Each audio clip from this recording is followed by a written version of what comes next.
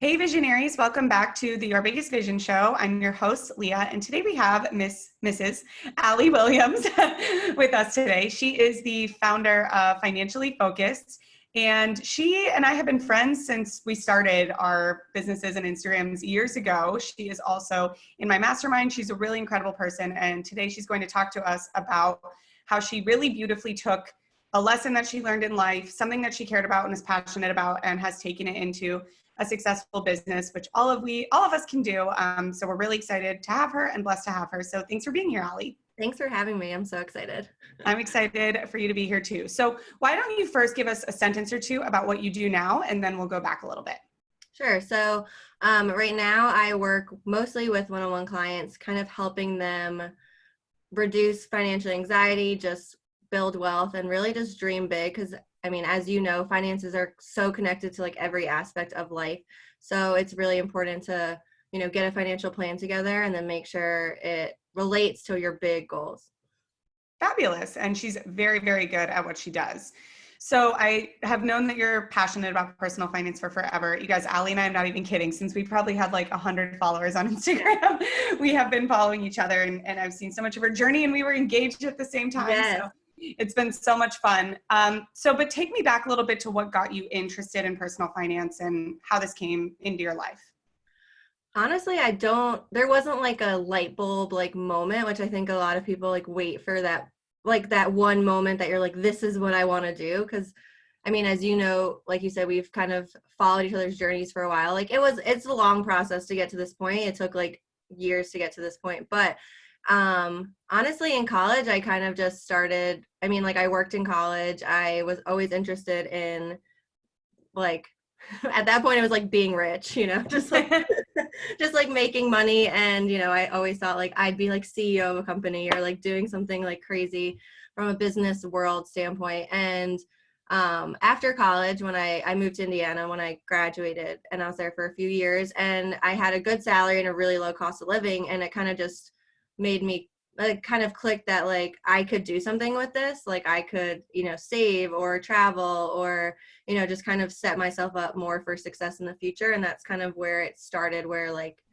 creating a plan, even if you're not sure exactly what you want to do, just like creating a financial plan for your future. Like when I was in Indiana, which I've written about on my website, but like I started saving for my wedding before I was even engaged. Like I knew one day I wanted to get married, and I was like, I have to pay for my wedding. So like I need to, start saving now so that I'm not adding to my debt. And so kind of all these little nuggets came together. And after talking with like friends and family, I started a blog, and that's kind of how it started. And it was just me writing like things I knew, or, tips I learned, or what I was reading in a book, or things I've learned over the years. And then from that blog, like it grew like a following. And then from that, that's when it turned into like the coaching, like business side.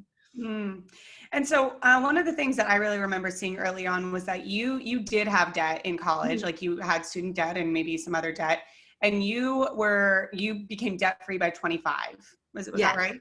Yeah. So I became debt free at 25, and then if we skip some years, as you know, like I'm in debt through marriage. So we're paying off 6 figures of debt. 154 is where we started. Wow. Okay, so let's break this down a little bit. What debt did you have that you then paid off by 25? So thankfully I didn't have student debt from my own. My parents helped, and I was on academic scholarship. So I got a lot of money to go to South Carolina, which helped a lot. But I had, after I graduated, I decided it was going to be great to buy a brand new, like $30,000 car. Because when you're an adult, like you need to buy, that's like an adult purchase when you graduate. So I bought a new car. And I think the loan was like, after I put like 1,000 or 2 down, because that's like all I had when I graduated. Like for a $30,000 I studied abroad, and I like did all this stuff in college. So then when I graduated, I was like, I have no money. I think I put like $2,000 down, pretty much just to cover like the taxes or something. And I think the loan was 27 or 28,000. So I had that, and I didn't really care to pay it off for a while. Ended up paying it off a year earlier than the loan, because I was like, why am I like, I can pay this off a lot faster. So thankfully I ended up paying that off. Yeah, so I'm 28, so a few years ago, which I'm glad I did, so that when, I met Joe, my husband, like I thankfully had no debt and was able to, I mean, we have enough for both of us, so it's fine. Okay, so I'm going to ask you some personal questions about this because Yeah. I think it's going to really help a lot of people.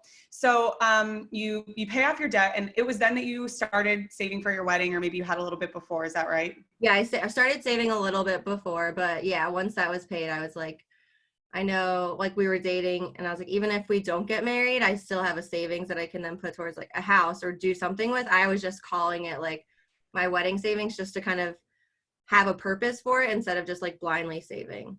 Right. And so kind of on the side, is that something you advise your clients to do? Do you think it's necessary to save for something, or Oh you'll leave yeah. them I think, open?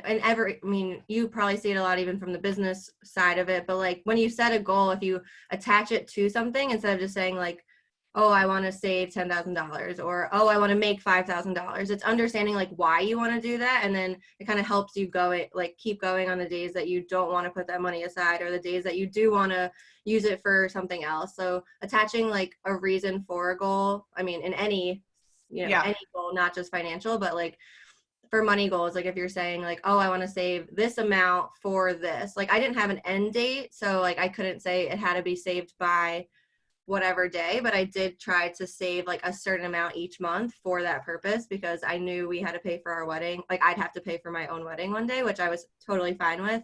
But I knew I wanted like everyone I cared about there and I wanted it to be like what I envisioned. So I knew it wasn't going to be a $5,000 wedding or a $10,000 wedding. Like it was a lot more than that, which I have no regrets about, even as a financial person, like zero regrets. If you save for it, if you're not going in debt for it, totally fine. But I knew that I would need this money one day. So I Right, started. right. And so you have the savings account, you've paid, like you've kind of done some unique things. You have this story where you have started saving for your wedding before you're engaged, which is brilliant because Right. I got married and I still don't understand how you're supposed to like pull it together in a year. Right. I don't know Yeah. how we did We it. were Like it looking was nuts. like a Yeah, year. Yeah. it was a lot. And it's crazy expensive. And then you also had paid off all this debt by 25, which is super impressive. So were those the kind of things that started getting your blog and Instagram traction? Like how did things look in terms of your business at that point? Yeah, I would say, more of the non-cliche blog posts like were the ones that people resonated with, like focusing on finances at a very young age. Like the saving before I was engaged was a very popular post just because it was like it didn't make sense to some people. Like why, like you're assuming you're going to get married. I'm like, but the thing is, like I said, I was saving for the wedding, but it really could have gone to like, if I just didn't get married, I would have used that for a house or, use that as a fully funded emergency fund or used it for something. Like it was more of, I wanted to get in the habit of saving and I knew I Right. had these goals coming up and whether that happened or not, like you have to start before. And But so, like talk about manifesting something. If you want to get married, start saving for a wedding because you believe you're going to have a wedding. yes, You exactly. have that, and you do. I think you did. You had a Yes. beautiful And wedding. we couldn't have had the wedding we did without that. Like Right. I saved $17,000 before I got engaged. Wow. Um, and like the wedding we had at the time like we were engaged exactly 1 year. We wouldn't have been able to do it In a without either year. like taking on debt or cutting like half our wedding. There's no way that we could have just found another $17,000 in a year. Like, cause Right. we already had to make up the rest of it. Like within that year, we saved pretty much everything to pay for the like cash flow, the rest of it. So it was definitely a needed fund by the Right. time we were planning our wedding. So from the business perspective, at this point, I kind of know the answer to this, but I'd still love for other people to know. At this point, were you making money from your blog? And if so, how? Um, no, very No. little. I tried like affiliate marketing and I would make like a sale here or there from like either being affiliates of courses or like programs. In the beginning, similar to you, like I was very blog focused and I thought like, oh, that's how I'm gonna like make a lot of money in this business is like through just my like blog itself. And I tried that for a little, and honestly, I just wasn't fully like passionate about it. Like, yes, it sounds great, like you want to make money from your website, but like my passion wasn't in like affiliate marketing or like adding ads to my website or trying to like get that little like, $10 here and like, doing all that stuff. So I was barely making anything At that point, right? Yeah. Okay. So at that point, it's kind of like a hobby at this point. You are you get engaged. You have the $17,000, and your now husband has debt. So can you walk us through that a little bit and how you navigate? So probably date like 3 or 4 in our relationship, money came up because that was something I did not care if like my potential spouse had debt. It's more like the mindset of like what you want to, like how you're handling it, or even if you're not handling it in that way now, like how you will handle it like as a team. Because if I'm gonna, you know, work on this with you, like my view is always like, we're a team, we're gonna do this together. Like once we're married, like this is our debt. Like I've never once said, and Joe would agree, like I've never said, here, it's your debt, like I'm not going to be a part of this. Like nope, like we have our finances combined, we're a team. Like I said yes to all of him, like every part of it. This is part of me now too. So he originally thought it was around $100,000. So that's what I thought for like our whole dating relationship, which was fine. I like had a plan. I was like ready. And so I wouldn't pay for it, like start contributing until we got engaged and we moved in together. And so then we started budgeting together. So I was like, okay, now we can, since our incomes are combined, like we'll plan as if, we're one like unit. And so that's when I started, both our salaries were starting to go towards debt and of course all our bills.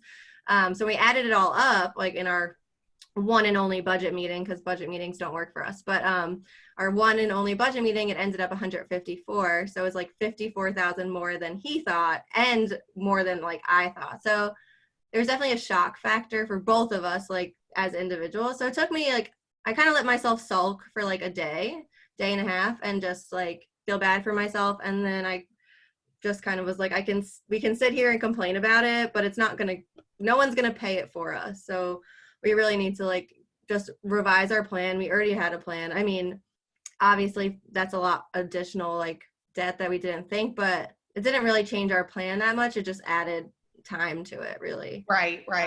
And so like some things that have stood out to me from your story so far is just that you have such a confident mindset around money. And I think that that's so admirable. And I think you have it both, like when you have a savings goal, you're very disciplined about getting there. But on the flip side, when you save for something, or when even some situations which would really stress people out about money, you seem to have, a really level head. So for example, you saved $17,000 for your wedding. Was there any moment when you're like, wow, I worked really hard to save that and it's just gone? Did you have any freak out? Or a little? Well, it's just like, it goes so fast, as like when you're paying for a wedding, it's like your caterer's like, oh, okay, well now I just need this check for $5,000 and then I need this check for, and you're like, oh, okay. And like, I'm like sending money, and it definitely depleted, but I did have like a sense of peace about it, just because I knew it was like, that's what I saved this for, like it was for this purpose. So it's hard seeing like that amount leave your bank account and like be gone forever, but I wasn't stressed about it. It was more just I would rather keep that money, which anyone I think would feel. But it wasn't like a stressed feeling, because I wasn't adding debt to pay for my wedding. I wasn't, like stressed about like, how are we going to pay for our caterer, pay for our DJ, because I knew we could. So there was like a sense of peace, but just losing $17,000 out of your bank account for anyone, I feel like is like, I'd rather keep it. But it's what you save for. It's what you work hard for. Like money, if it's just sitting in your bank account for forever, it's just numbers on a screen. It's not like actually the tool that you want it to be. Right. And so another thing that I thought that stood out that you said is that you didn't care whoever you married if they had debt or not. It's more that you cared about how they would address it. Did you have to get to that point, or was that just like naturally how you were? I think I had to get to that point. Honestly, I feel like when I was really young, like I was also just like naive. Like since I didn't, graduate with 6 figures of student debt like Joe did, I didn't cross my mind that like so many people really struggle with like 6 figures of student loan debt. And I think that just comes from like one, being naive, and two, like not personally experiencing it. So Right.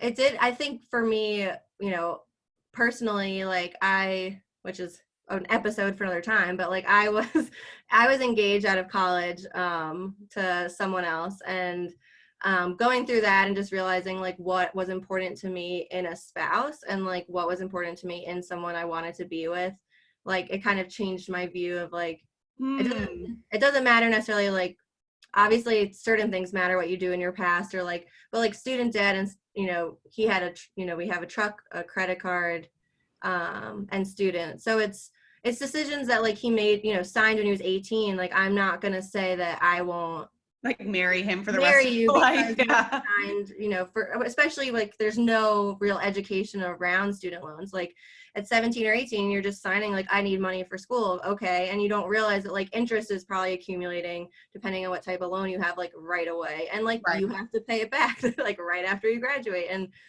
so my mindset definitely shifted, I think, as I like grew as a person. But for me, there were so many other factors that were like way more important in like a Yeah. than that. And that was something we could work on together. There's certain things that I feel like you can't Can't work change. with someone. Like you can't change. There's like, complete deal breakers that like, this is it. I'm not gonna like go through this. But that to me is something, as long as my spouse or potential spouse was willing to create a plan together and really like tackle this as a team, I was like, this is something we can really work on. I love that you share that. And I love that you share like that you kind of had to learn maybe the hard way or something, Right. what actually is important, but thank God you learned it Yeah. and got married to the man that you did. Yeah. Okay. So you're engaged, your $17,000 is like, just people are taking it like hotcakes, been there. And then your business kind of takes off. So can we get to that? What happens then? So it's funny is, so you were reaching out for like ever, and I would give you every excuse like to just be like, it's not the right time, or like, I don't have money, which is like, I would say probably the general like excuses that people give when trying to start a business. And I knew like it was something I wanted to do, and I knew it was something I was like super passionate about, but I was just, really it was fear-based responses. Like it was very like, yes, my life's hectic, but like my life's still hectic and I'm doing it. So it's like, that doesn't change.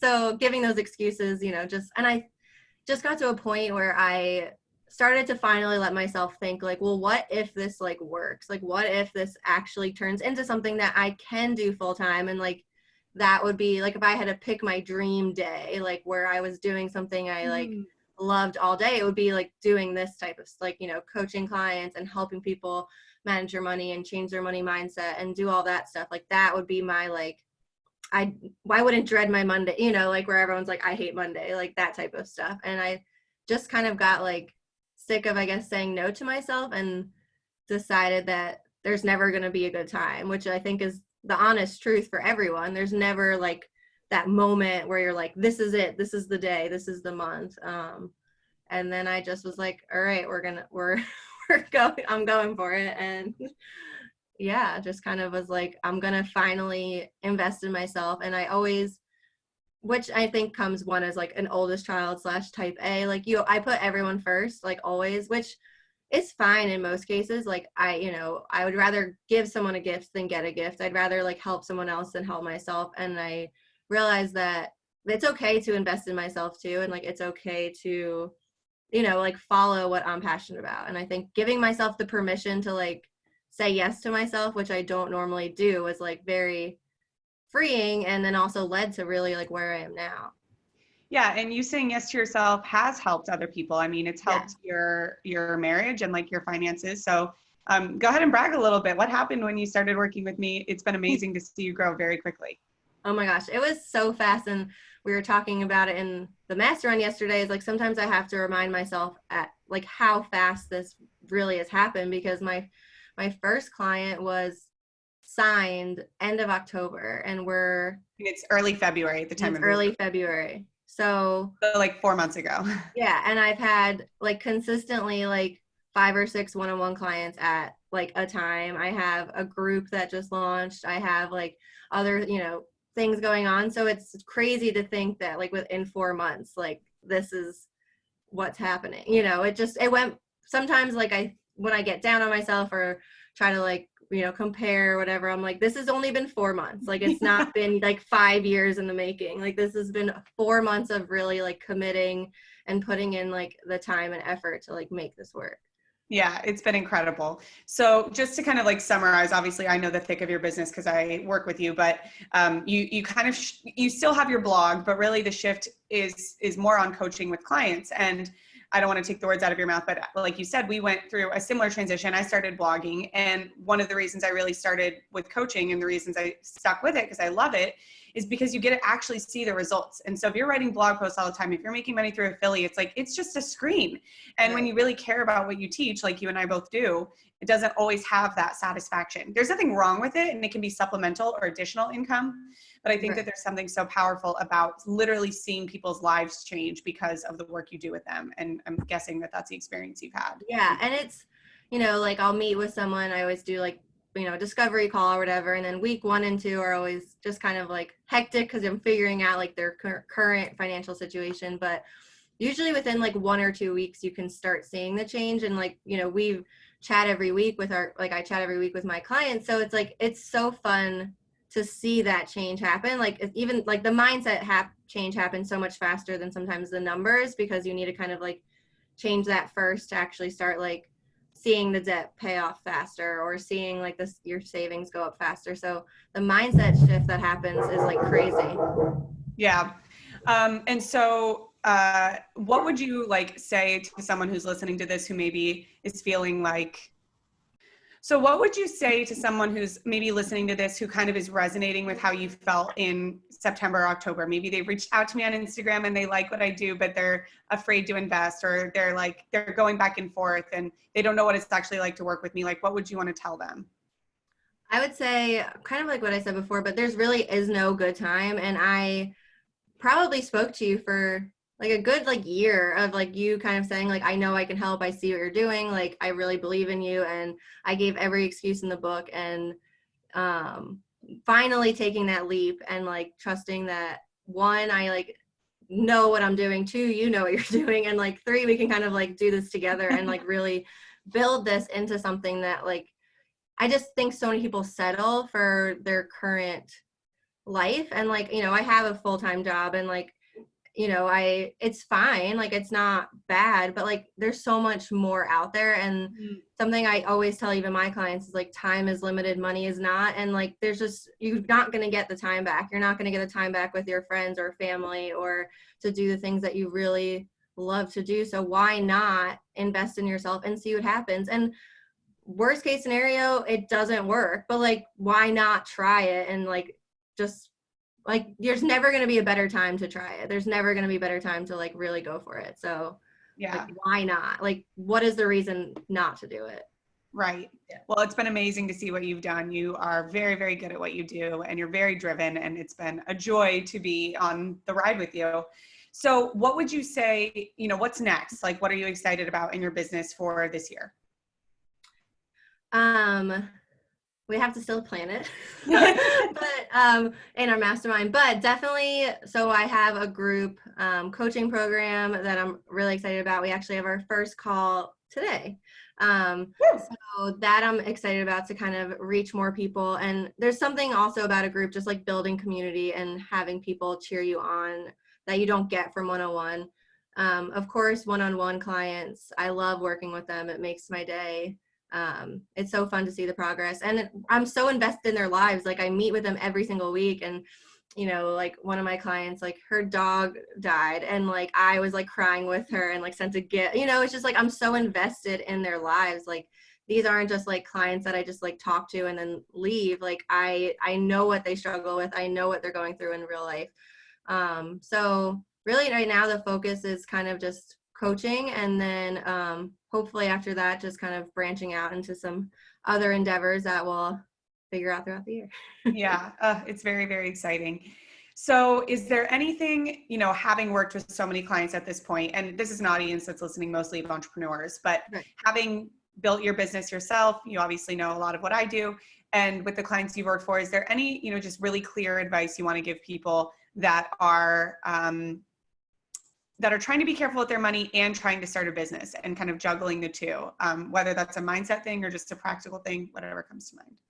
I'd say it's mostly mindset. I mean, I thankfully have not taken on any debt in this business, like even to pay for coaching or courses. Like I've been able to make money. Like it's some months it's been very close, but like, I've been able to, it's kind of motivated me to push myself further. And so I Right. wouldn't, I mean, as a financial coach, I would not recommend someone like taking on like $20,000 or $30,000 of debt to start like a business unless the returns are there, that like you're going to get it back within like a month or two, or like you kind of do the analysis. But I wouldn't, like, I used money as an excuse for so long, and it really doesn't take that much, like for especially like an entrepreneur and like an online business, it doesn't take that much to start. It's just getting to that starting point and then continually pushing yourself to like invest in yourself to make more money. And it kind of like they go hand in hand, which you see all the time is like the more you invest in coaches or masterminds or courses like that, like you're investing, which I get that pull. I've been there, like where you don't want to press pay on the PayPal and you're like, oh, like I don't know. But then like, your income also goes up. So it kind of just keeps going like a ladder. Like I, did your group last quarter and like I made that money back within like 3 weeks. It was like crazy. And I would have never thought that was possible. So I think what you cover really well and stuff is like the limiting beliefs of thinking that, oh, like I don't, have enough money, I can't do it. And instead of thinking like I don't have enough money, it's like, what can I do to get enough money to do this, or what can I do to like get those clients to make sure I can afford. You're motivating me. I'm excited to get off this call and like go for it today. So I'm excited to end. But I always think back to, you articulated it better than I do, but when I had my first like really big investment, or one of the first, it was like in a Facebook ads mastermind, and I think it was a year or 6 months or something like that. And I decided to do it because I really knew I wanted to grow my email list, and I didn't know how. I didn't know how to use ads. Like I was doing the like Pinterest one subscriber every other day method, which was just like a no. And when I did it, I kind of told myself, okay, for 2 months, I'm going to focus on nothing but learning ads and growing my email list, even if it means for 2 months, I don't really make this money back. And like that terrified me because I was working at a nonprofit at the time. Like I had never had credit card debt in my life. I was very nervous about it. But there's something about that level of commitment, which is I think what you're alluding to, being in my mastermind and stuff like that, where you get into a mentality of like, I have to make this work. And it's not stressful. It's exciting because you can do it, and you're with people that make you do it. And I think even the most self-driven or self-disciplined of people, you don't know your own blocks some of the time. So even if you want to say, I'll get there on my own, or I'll make that money on my own, it's very, very hard to put that pressure on yourself.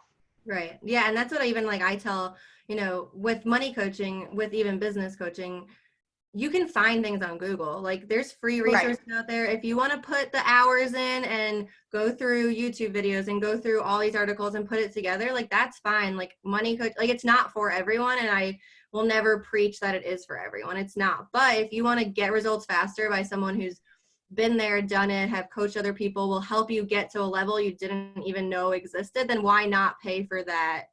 Like why not invest in that? And yeah, I totally agree. Like you can 100% find things and do it yourself, but why not get results faster so you can do more of the things you love and you can get to that next level? Right. Why not do it faster? Like you said, time is limited. Right. So switching back a little bit to, okay, so you kind of told us what's in store for business, which is so exciting. You and your husband's finances. How many years do you guys have? So we started at $154,000, not $154. We're at 119, I think.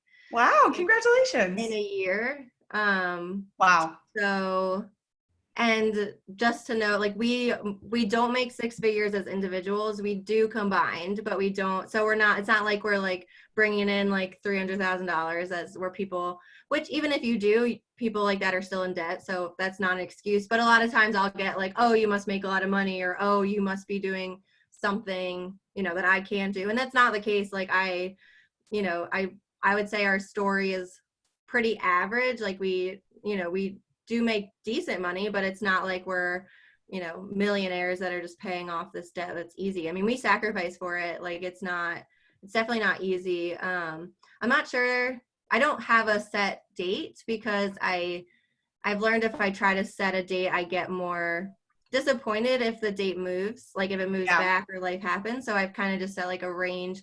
The goal is to pay it off in 4 years, like total. So that's kind of, which we're on track to do just because we paid off 25% like in a year. So yeah, wow.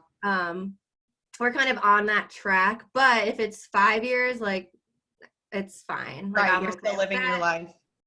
I won't, obviously we want it gone as quickly as possible, but we have other things. And the biggest thing I, preach to my clients is it's okay to balance like I try to find a balance. We pay off debt. We're still saving. We still go on trips. We go on weekly date nights. Like for me, I'm not willing to give up things I value just to pay off debt like a little bit faster. We have a lot of debt. If we had $10,000 of debt, then I'd be like, okay, let's just focus for like a few months and get it gone. And then, go back. But since we don't, and it's like multiple years, I need to realize that like our marriage is important, like family time is still important, spending time with our friends are still important. So I'm okay with like balancing it and making the debt payoff journey a little bit longer. That's one of my favorite things about you is I feel like your whole Instagram and your story and the work you do is so relatable because you are very transparent with the debt that you guys have and the things you're doing to pay it off, but you also share your life, and your life isn't just like double couponing and like Costco runs all the time and stuff like that. And I think that you've just done a great job like branding, it's very clear who should work with you. And it is that woman who does care about her marriage, who does want to still have fun, but who does want to be kind of have it all in a sense, but not like be too extreme in doing that. And so I guess my final question would just be to that note, if someone's listening to this and they're feeling like they do want to get their finances more in check, but they also still want to have a fun life, like who is this a yes for? Who are you the right person for?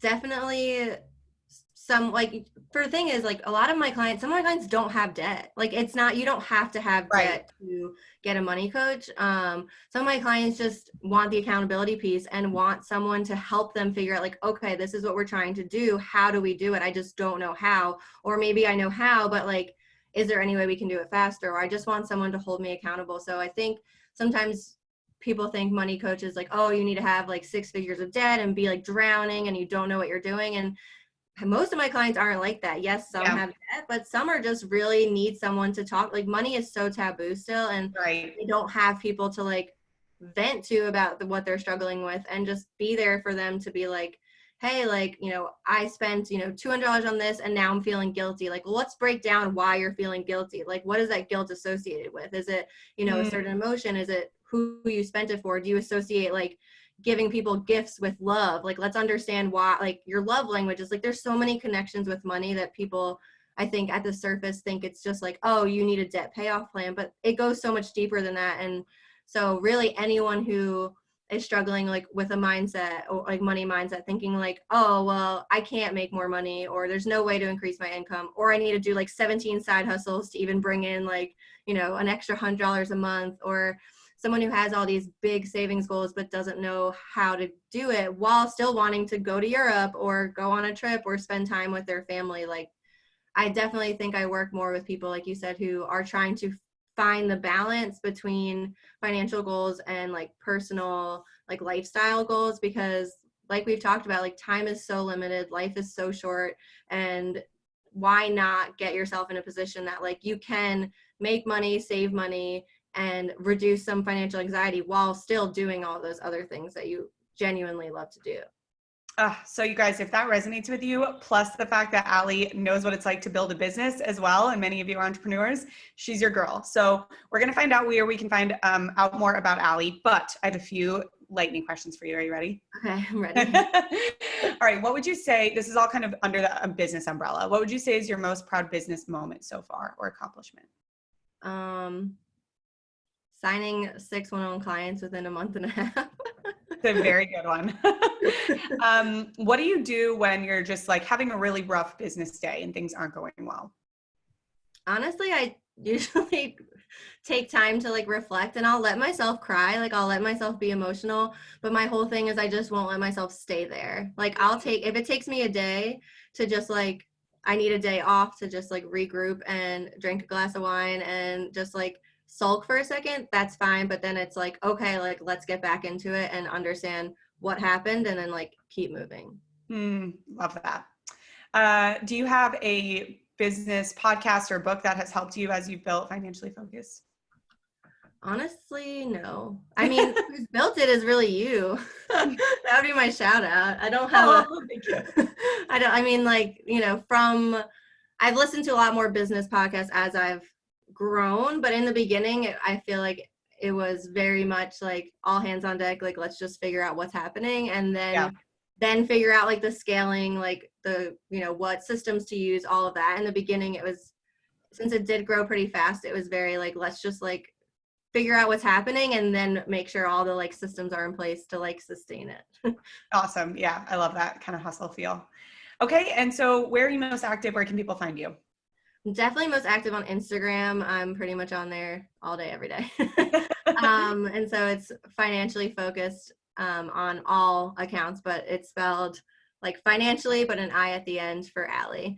And my new website actually just launched today. So that has everything about my coaching and discovery calls and my blog posts. It's a good way to see, you know, about me, but Instagram is definitely where I hang out. So feel free to send me a message. I'm pretty much on there all the time. Probably too much, but that's where most of my, you know, clients are and everything like that. So that's definitely where I hang out. Yeah, you guys shoot Alli a message. Let her know you heard her. If you have any questions, she's always super responsive and helpful, and we'd love to hear from you. So thank you so much, Alli. Congratulations on everything you've done. I can't wait to see what you do business-wise, and also obviously excited for you guys to ring off all that debt and celebrate. Thanks for having me. All right, we'll talk to you soon, visionaries. Here is to your biggest vision.